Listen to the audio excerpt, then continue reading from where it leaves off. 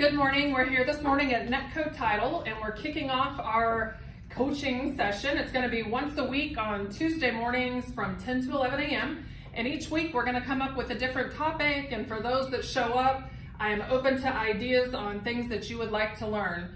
But this week's topic is building an online presence. Good morning. Got some late people coming in. That's great. On the online presence, I just want to kind of give you a quick overview of what we're going to be discussing.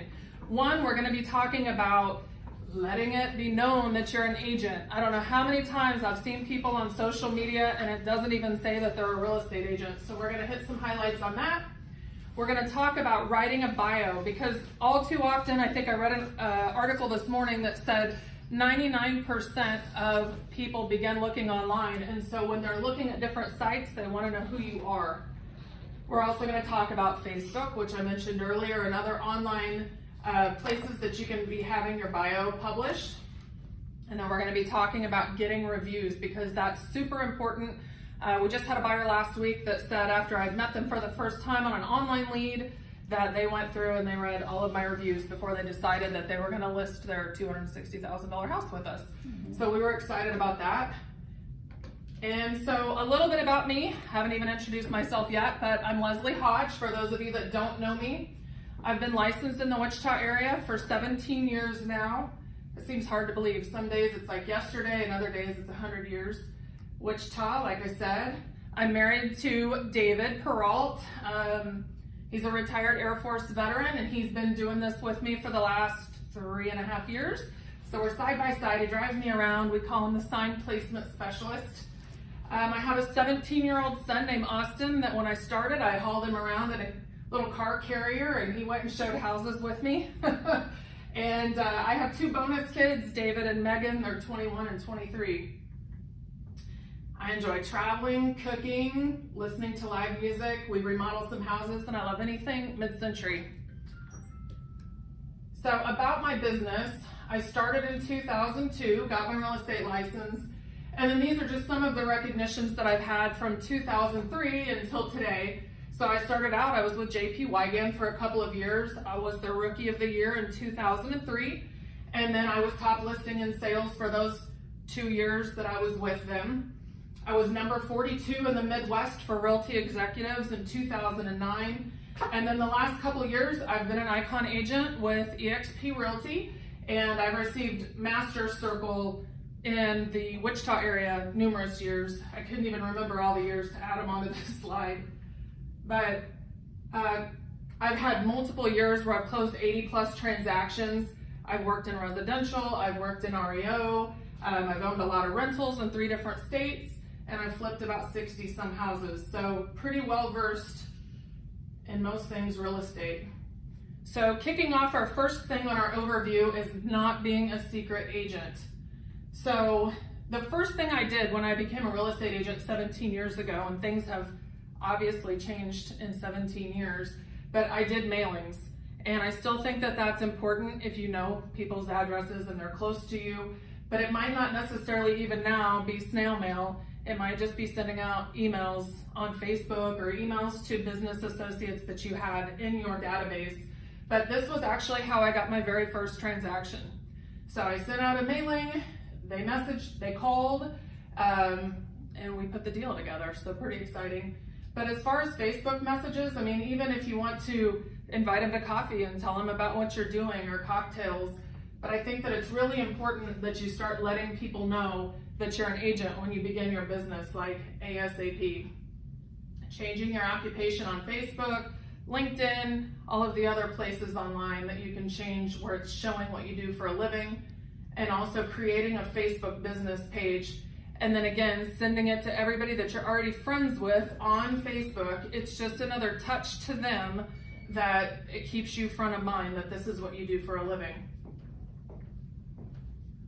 On Facebook, so there's some tips to creating a page, and I will share this underneath of our YouTube link of these Facebook marketing tips. There's 15 rules that I read through, and I thought that several things were really interesting about what they were posting, because it mirrors a lot on what I try to do on Facebook and on my Facebook business page. So there's an 80-20 rule. 80% is going to be tips, information about real estate, housing, things that are funny, jokes. That's probably the one that I post the most of. Different things about what's going on in your market. So in Wichita, for example, when they started all the scooters, or when they post the link to the best Christmas light displays, things like that, I always display those things. So 20% should be about you and business and advertising, and the other 80% should be super passive, but still somewhat about housing or somewhat about your market to keep you front of mind with your consumers. The next huge factor is how quickly you respond. So people want instant gratification nowadays, so they're wanting instant answers when they're asking you questions on social media, on email, on text message, on voicemail. They want it now. They want it 5 minutes before they ask you. Photos and videos. I saw an interesting statistic in an article that I was reading last night, and it's basically saying that if you're just posting something with words, people are not paying any attention to what you're posting. If you post with a photo, you get 120% more engagement in whatever you've posted. If you post with photo albums or videos, it's 180% more. So video is definitely becoming the mainstream, even though most of us hate being videoed. I know I stalled out on doing this morning. But that is really what's taken off. People don't want to read anymore. They just want to see the information. They want to engage with you, and that is something that's super great about video, is even though a lot of these leads could be coming from referrals or online sources and you haven't met them in person, they feel more like they're engaged with you because they've already seen what you look like, kind of got a bit of your personality from your video. The next one has been huge for our business. So posting pics of your happy clients, of the houses, things like that.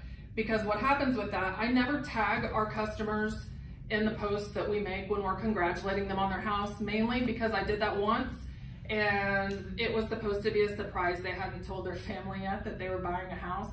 Oops. And it showed up on their Facebook page.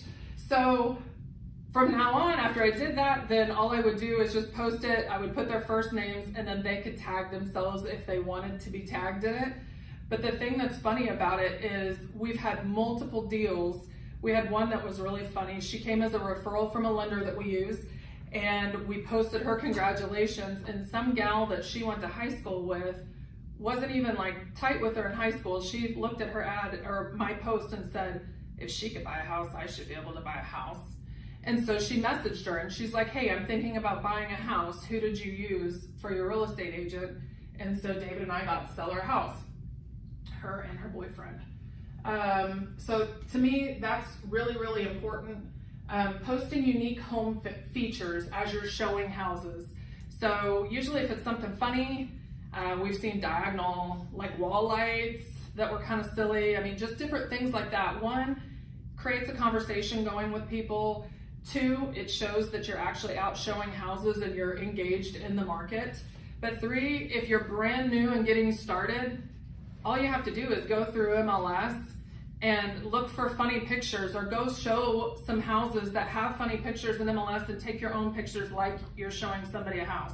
Look at this bathroom that I saw today. Yeah, it's all pink or whatever. Next thing, running a contest.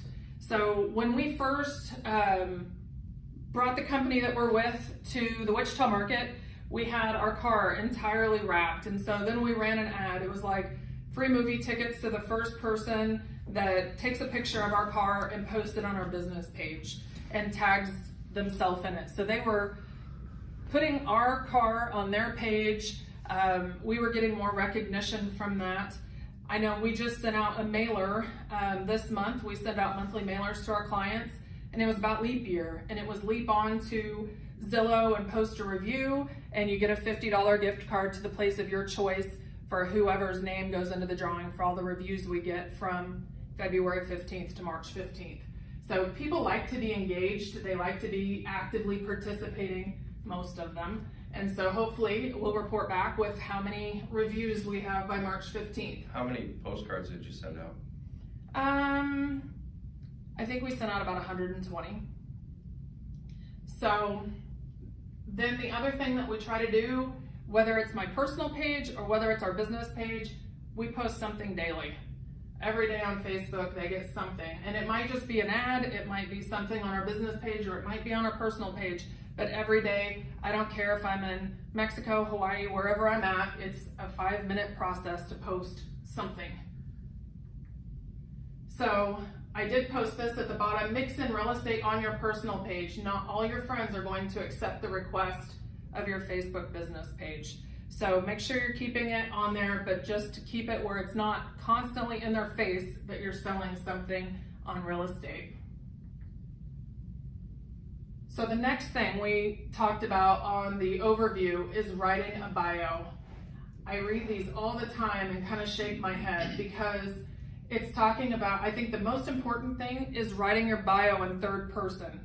I've read, I don't know how many bios on Zillow and different places where it's like, I want to sell you a house. I will take good care of you and your family in this process. But on a couple of templates that I gave out as handouts, it just sounds to me way more dynamic when it says, instead of saying, I have 17 years experience, it says, for over 17 years, Lesley Hodge has been a noteworthy leader in the real estate industry. It almost sounds as though Zillow is the one that's writing my bio instead of me writing my bio. And it sounds less boastful and all about you. Again, it sounds like they're doing it. I just think it sounds more professional. So I did give a couple of those, but there's tons of places. If you go to Google and you just type in, tips on writing a bio, you're gonna find a lot of information on there. So places to post your bio. You can post it on Zillow, you can post it on Realtor.com. I went in yesterday on Realtor.com and even changed, there's like a heading photo that you can change. Facebook, LinkedIn, your company's website. I don't know how many times when I was sending out invites for training, people have no photo, they have no information, and they have the company's phone number. That's 3 strikes in my book. So it needs to be where you have all your information. I think it needs, even if you don't have a whole lot of real estate background, there's things that you have done in your life, whether that's being a parent and managing people, little people, or a household or whatever, or other job experiences that you've had. There's some things that you've done that will still tie into the real estate process that you should be discussing within this. And I also think there should be a couple tidbits of something about your personal life, your spouse, how many kids you have, because the whole point of this is wanting people to relate to you and have that instant connection so that they are calling you to do business. So reviews, these are some bonus thoughts for today's class. Get reviews. And I didn't understand this entirely until we revamped my business about 4 years ago, because things had changed. From 17 years ago, we didn't have reviews. It was a lot more word of mouth. So in today's social media age, there's so many more ways to have people give you referrals than somebody picking up the phone and saying, hey, who did you use to sell your house? Or you run into somebody at dinner and you talking about moving. Well, who did you use? And that was how the old school way of doing it was. But now this is the new school way of doing it.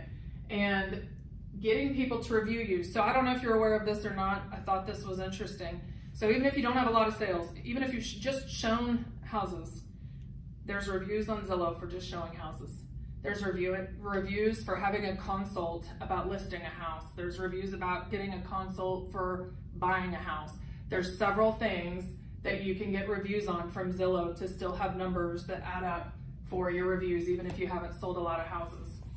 The other thing that we do is I add everyone that I meet on my Facebook personal page. Then you can go in and add them all to like your business page. But I don't know how many times we have had an online lead come in, we've met them, we've shown them a house, and then I friend request them.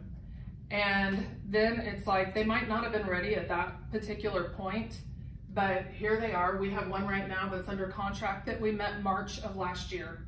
But I'm still just staying front of mind. She's still seeing all of my just sold, just listed real estate stuff, all my funny pictures. So she's still thinking of me when she thinks of buying a house.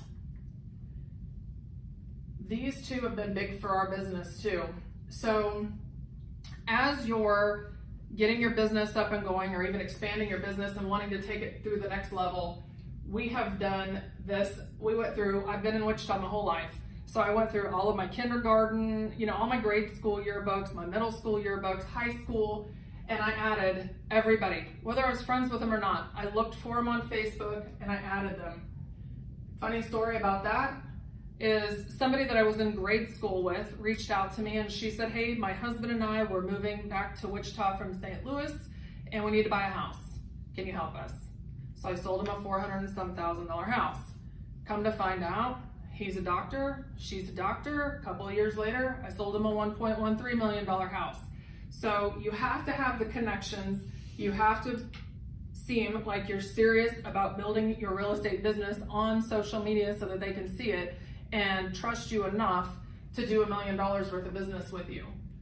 The other thing that we have done to get a ton of engagement on Facebook. So once you add them, you have to comment on their Facebook posts. And a thumbs up, a heart, a crying face, whatever, it's not enough. You have to make the actual comment, cute kids, congratulations on the new job, whatever it is that they're commenting about. And pick, just kind of go through. If something hits you and you think their kids are cute, then comment. But this was something else. As we started, when we were, starting this back up 4 years ago, I would go through and I would make random comments privately to different people each week. So if their kid's picture was cute and I hadn't seen them in a while, I would private message them and I'm like, hey, your kids are getting so big. I can't believe how big they're getting. How old are they now? And I would just start a conversation. How's work going? And automatically they turn around and they ask you, how's your work going? Oh man, things have been really busy in real estate. They're keeping us running 7 days a week, blah, blah, blah. And then you get to drop in your real estate, but genuinely care. It wasn't that I didn't care how old their kids were and things like that. But this, I think, was huge, getting people to really start engaging and giving us referrals and repeat business. I can't preach this last one enough. No controversial posts and no drama. Nobody wants to know what your dirty laundry is. Laundry is for the laundry room. I try to stay away from anything political, anything ultra religious that's controversial. And I tell people all the time, I'm like, you can't sell the dream looking like a nightmare. So if you're out and you got a bunch of drunk posts or whatever, I guess unless that's your sphere of influence and that's the only people you're planning on selling to, I would avoid those things. Last one on here, I think, is making recommendations on Facebook. So a couple years ago, we started doing this and it's been awesome. So when I see somebody that needs a heat and air guy, I always post my heat and air guy. If I see somebody that needs photos, I have a client that does photography for a living. I always post her name. So what's happened in the last couple of years, I think, is that I've guilt tripped them enough by constantly posting their name that now when it's real estate related, they're reciprocating. So they're helping spread the news that I'm in real estate to their sphere of influence, or even a lot of this is happening on different buy, sell, and trade pages on Facebook. But the whole point of it is just getting the word out and having people know that this is what you're doing for a career so that they can be in contact with you. So a couple other handouts that we're giving out today is different things to talk to your Facebook friends about. How are you doing? How's your family doing? Job? What have you been up to lately as far as like recreation? Just things like that. And then last, I'm giving out, it's how to ask for real estate reviews in an email. So we'll hit more on that when we're discussing more of Facebook in some future classes, but that has been really big for our business. So if you guys have any questions, I know we're gonna have this link up on YouTube. Definitely private message me and I'm happy to answer any questions. And I hope to see you next week. We're gonna talk about lead generation. Thanks for coming today. Have a great day.